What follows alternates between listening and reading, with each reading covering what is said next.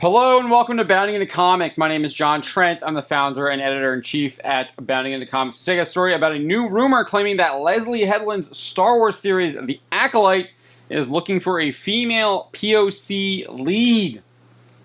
Before we get to that story, I'd like to ask if you could please hit that subscribe button if you are not already subscribed. If you are already subscribed, please make sure you are still subscribed. YouTube does like to unsubscribe people for whatever reason. And then hopefully, by the end of this video, I'll have earned your like and that you will give us a like and that you'll also share this video with your friends and family. Finally, I hope that you'll also hit that bell for notifications so you won't miss any of our upcoming Bounding Into Comics videos.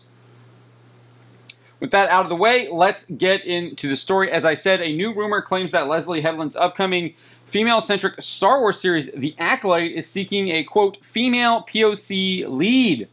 This new rumor comes from YouTuber Grace Randolph. Randolph posted to Twitter, quote, "Here's some Star Wars tea for you. The Acolyte is now casting its lead, a female POC college age who is athletic and can do martial arts."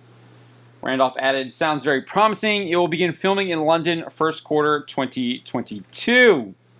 In a subsequent tweet, Randolph further elaborated, writing, "FYI, consider Star Wars has had mostly Caucasian brunette female leads to the point it's become a running joke." She added, "That's why this show and other Star Wars content is specifically looking for women of color." I don't know who it's become a running joke to. I've never thought of the female leads as running jokes, but apparently Grace Randolph does. Interesting. But that's just an aside there. If you don't know anything about The Acolyte, the show was initially rumored to be female-centric back in April 2020. Variety reported it would be female-centric and take place in, quote, in a different part of the Star Wars timeline than other projects, end quote. Headland would eventually confirm the show is indeed female-centric in an interview in November 2020 with YouTuber Fantastic Frankie. She told the YouTuber, quote, "Just because my show is technically, yes, female-centric, meaning it centers around a female protagonist, I don't think that necessarily excludes men from that space. Listen, I relate to male characters all the time, like I root for Mando, like I root for Luke. I like deeply, well, I'm not sure how much I care about Han Solo anymore. When I was little, I really liked him. When I watch him now, I'm kind of like, gosh, a lot of my psyche makes sense now. Okay. All joking aside, I think that an inclusive space means an inclusive space, but at the same time, I think that just because something has a female protagonist doesn't mean it's only meant for women." Following that interview, Lucasfilm President Kathleen Kennedy announced the show's title and provided further details during Disney's 2020 Investor Day presentation. She said, "Leslye Headland, Emmy nominee, creator of the mind-bending Russian doll, is a boldly innovative filmmaker bringing her new Star Wars series to Disney+. The Acolyte is a mystery thriller that will take us into a galaxy of shadowy secrets and emerging dark side powers in the final days of the High Republic era." More recently, Headland provided details about the show's writing room, seemingly revealing the entire room is ideologically aligned and thus not inclusive, as she previously stated. This is what Headland had to say. Quote, "First of all, I really wanted people that were different than me. I certainly didn't want a room full of people that were just agreeing with me vehemently. Not ideologically, but artistically. People that kind of had different writing styles or were interested in different things. All that kind of stuff. But there was a certain intention in terms of putting together a room that I felt like were people that I hadn't been in a room with before, if that makes sense.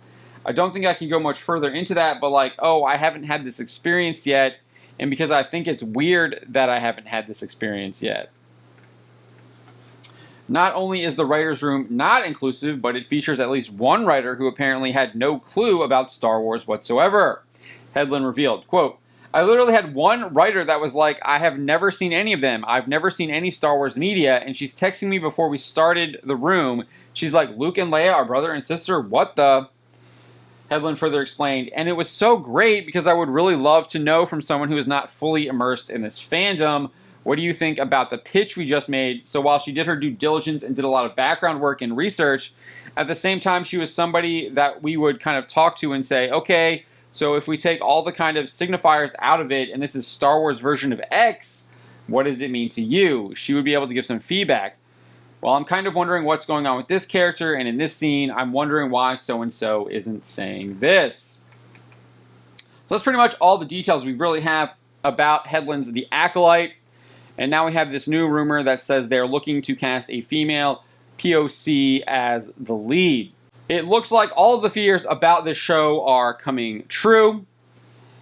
And why wouldn't they? This is Disney Star Wars. This is Disney Lucasfilm. We have no reason to believe that they would not continue doing what they have been doing throughout the Disney sequel trilogy. Get ready for a massive train wreck, because that is what The Acolyte is going to be. Let me know what you think. My name is John Trent, and you've been watching Bounding into Comics.